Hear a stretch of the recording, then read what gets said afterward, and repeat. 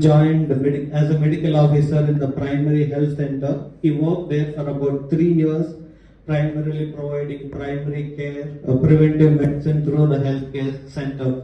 After 3 years of working in the Kolar district in the remote village, he then applied for MS in surgery, general surgery, and he actually secured a seat for MS in general surgery.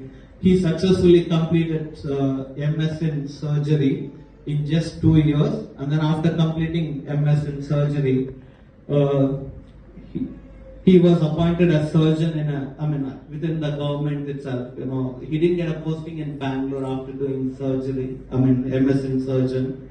He actually got posted in another village somewhere where there was no option for him to even do a surgery at that point in time. He was not very happy with that. At that point in time, he actually went to Malaysia, Kuala Lumpur, to write a US medical examination. It's an examination.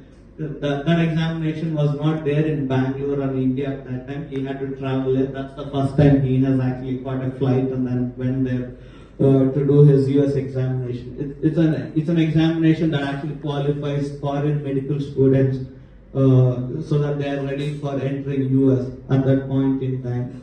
And then after he finished that, he got the examination passed. He came back to the village. He started continuing his work at the primary health center where he was being appointed. He was not very happy at that point in time. And then at that point, then he actually applied for 2 medical colleges in US, and in fact he got an admission to residency in general surgery. And also at the same point in time, he had an option to apply for a green card from India itself. During those days, the medicine was at a high demand, and he actually could use that opportunity to apply for a green card there. And again, after that, he got an admission to one of the center in Baltimore, Maryland. That's where Uncle stays at this point in time. And the challenge came again with the finance. He had to pay for the flight. He doesn't have money to pay for the flight.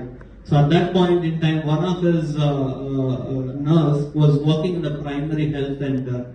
She has actually saved money to buy gold, and that lady lent money to Uncle to actually go and buy a flight ticket. Half of his flight ticket came through that borrowed money, another half was actually paid by the hospital where he was actually joined the residency at that point in time. So he left India in 1973, this is like 10 years before I was born, and took a flight from Bangalore to Baltimore. And as soon as he landed there, his luck actually really favored him. He got a green card as soon as he landed in US, in Maryland, in Baltimore at this point in time.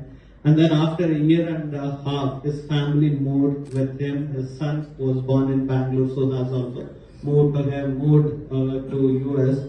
And then, he started training at an institute called Franklin Square Hospital in Baltimore. That's where he has done residence in surgery. A surgeon, sir, I'm not familiar with the medical terms. And at this center, when he was actually joined, he had actually worked for 24 to 48 hours continuously. That was a demand that was there.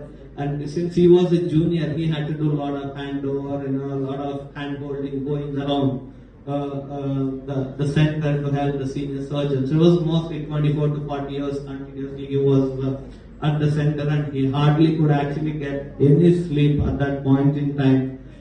After some time, he actually attended American Board of Surgery examination.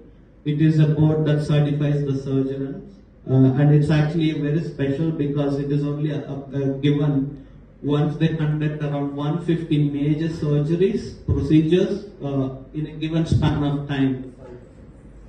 Yeah, and then he moved to another center called Greater Baltimore Medical Center. He worked there for about a year, and then he moved to another center. He was not happy there. Then he moved to another hospital there called Church Home Hospital, and he worked there for a year.